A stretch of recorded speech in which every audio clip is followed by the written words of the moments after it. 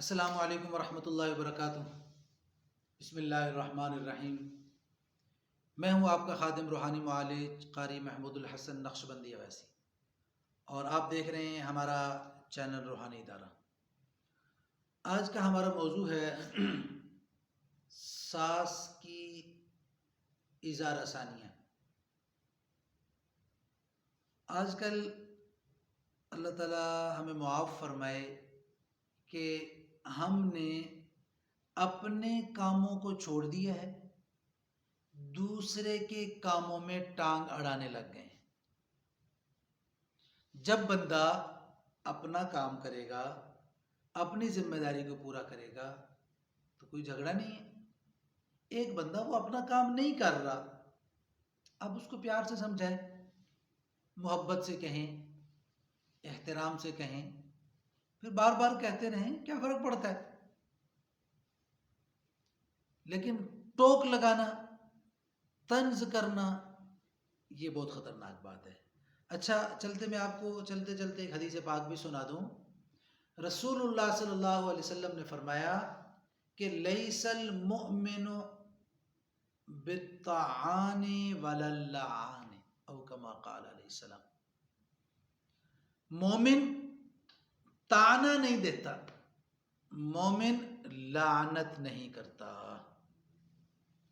بہت معذرت کے ساتھ یہ عرض کرنا پڑ رہا ہے کہ آج کل ہمارے گھروں میں جو لڑائیاں، جو جھگڑے، جو بد انتظامیہ یا جو اختلافات بڑھ رہے ہیں، اس میں مرکزی یہ دو باتیں ہیں: یا طعنے دیتے ہیں یا لعنت کرتے ہیں۔ یہ دو چیزوں سے اپنی زبان کو روک لیں، آپ کا گھر خوشیوں کا گہوارہ بن گیا۔ تو اب ہم آتے ہیں اپنے اصل موضوع کی طرف۔ آپ یہ دیکھتے ہیں کہ آپ کی ساس، اس کی زبان تیز ہے، آپ کی ساس الزام لگاتی ہے، آپ کی ساس آپ کے شوہر کو غلط سبق پڑھاتی ہے، غلط اس کی تربیت کرتی ہے، جس سے آپ کے گھر میں جھگڑے کی فضا پیدا ہو جاتی ہے۔ آپ کے گھر میں نہ اتفاقی کی شکل بننا شروع ہو جاتی ہے، آپ کا گھر، خوشیاں آپ کے گھر سے روٹھنا شروع ہو جاتی ہیں، اور آپ یہ سمجھتے ہیں اس کا سبب آپ کی ساس ہے۔ کوئی مسئلہ نہیں، انسان ہے، ہو سکتا ہے۔ تو اب آپ نے کرنا کیا ہے؟ اب آپ نے یہ کرنا ہے، ایک دعا ہے: لا الہ الا اللہ، لا الہ الا اللہ الملک الحق المبین، لا الہ الا اللہ الملک الحق المبین۔ میں پھر عرض کرتا ہوں: لا الہ الا اللہ الملک الحق المبین۔ یہ کلمہ ہے، کلمہ توحید ہے۔ ایک تو ہم پڑھتے ہیں نا لا الہ الا اللہ محمد الرسول اللہ، وہ بھی کلمہ توحید ہے، تو لیکن اس میں چونکہ رسالت کا بھی تذکرہ ہے۔ یہ کلمہ، یہ دعا ہے، یہ اصل میں دعا ہے، دعا۔ اس دعا کو آپ نے پڑھنا ہے اس وقت جب آپ کی ساس امی سو رہی ہو۔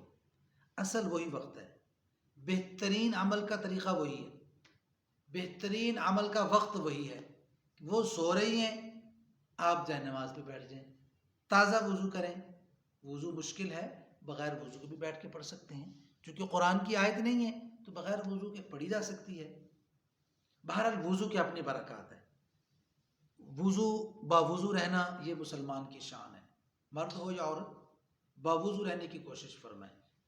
بہرحال انسان ہے، طبیعت نہیں ہوتی پانی کو ہاتھ لگانے کی، وضو کی، اور نماز کے اوقات گزر چکے ہیں اور نمازیں پڑھ چکے ہیں، تو اب آپ سونے کے قریب ہیں، تو آپ نے دیکھا آپ کی ساس امی سوئی ہوئی ہیں، تو آپ ان کے پاس چلے جائیں، ان کے چارپائی کے پاس نیچے بیٹھ جائیں، کھڑے ہو جائیں، جیسے آپ کو سہولت ہو۔ ممکن نہ ہو تو اپنے کمرے میں بیٹھ جائیں، آپ کا گھر الگ ہے، آپ اپنے گھر میں موجود ہیں، آپ ادھر تازہ وضو کریں اور جائے نماز میں بیٹھ جائیں. اس کے بعد تسبیح لے لیں، لا الہ الا اللہ الملک الحق المبین، لا الہ الا اللہ الملک الحق المبین، لا الہ الا اللہ الملک الحق المبین. یہ کلمہ آپ نے 41 40 اور 1 یعنی 41 مرتبہ آپ نے پڑھنا ہے. بہتر ہے ساتھ کوئی ایسی بوٹل کوئی پانی وہ رکھ لیں، اس کے اوپر بار بار دم کرتے رہیں، روزانہ دم کرتے رہیں. 7 دن کے بعد یہ پانی ان کو پلانا شروع کریں. پہلے آپ نے پڑھنا بھی ہے، دم بھی کرنا ہے. پانی آپ کے پاس ہوگا، 7 دن اس پہ دم کرتے رہیں. اس کے بعد آپ کسی بھی بہانے سے، کسی بھی ترتیب سے، کسی بھی طریقے سے آپ پانی پلانا شروع کر دیں. انشاءاللہ ثم انشاءاللہ 7 دن بہت زیادہ ہے. 7 دنوں سے پہلے آپ کو اس کا رزلٹ ملے گا، بینیفٹ ملے گا، اور آپ کو اپنی ساس اماں سے راحت ملے گی، سکون ملے گا. اللہ آپ کا حامی و ناصر.